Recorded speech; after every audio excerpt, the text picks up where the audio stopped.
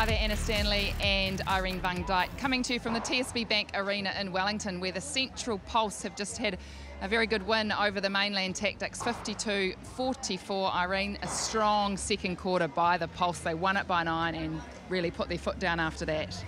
That is pretty much the only difference in tonight's game. It was that second quarter. The Tactix fought until the bitter end, but unfortunately the Pulse pulled away in that second quarter and they played beautifully. It was a strong showing by the Pulse defensive pair of Katrina Grant, who finished the game as MVP, but her partnership with Fitzpatrick, it's getting pretty good.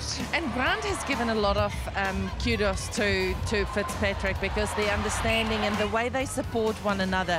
What I love about Fitzpatrick is the way she clears the ball when she gets an intercept. She just clears the mess and let the attackers run with the ball. Yep. They've both got great anticipation, don't they? Grant and Fitzpatrick, they got their hands to a lot of ball. Someone else in the middle that got their hands to a lot of ball, and we were looking forward to the matchup in the middle between Kirsten and Poi. Claire Kirsten, wow, she's a real nuggety player, isn't she? And gets her hand in there to a lot of ball. The thing is, she is defensive and attacking. You know, she can see the ball in flight and she attacks it as it comes along to the circle edge.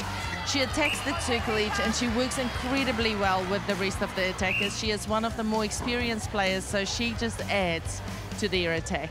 And the Tactix, I mean, they worked so hard right to the end. It was only 8 goals in it, but the defensive pairing of Whakahokotau and Watson, pretty impressive. Jess McLennan went off with a knee injury. Watson came on.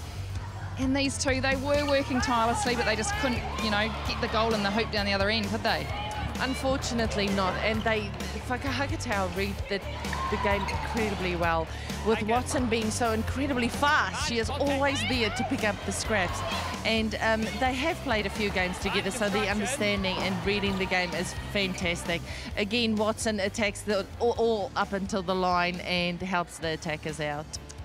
If we have a look at the stats now, full-time stats of this match, well, it was pretty impressive. Attempts at goal, the Pulse just had a couple more than the Tactix, but the superior goal percentage by the Pulse was really in their favour. Here tonight, 85% compared to the Tactix, 76. Quite a high penalty count for the Tactix as well, finishing on 62. Turnovers slightly in favour of the Pulse, interestingly enough. But defensively, you can see there lots of ball picked up on intercepts. The Pulse had 10 compared to the Tactix 4. And individual stats, pretty happy with those eyes? Oh, the shooting stats for Dunn and Maturo, absolutely fantastic. Ignacio didn't have as much time, but 3 out of 4 is pretty sensational. And as you can see, Beveridge took the bigger load off the shooting, and Brooke Lever came on absolutely fantastic.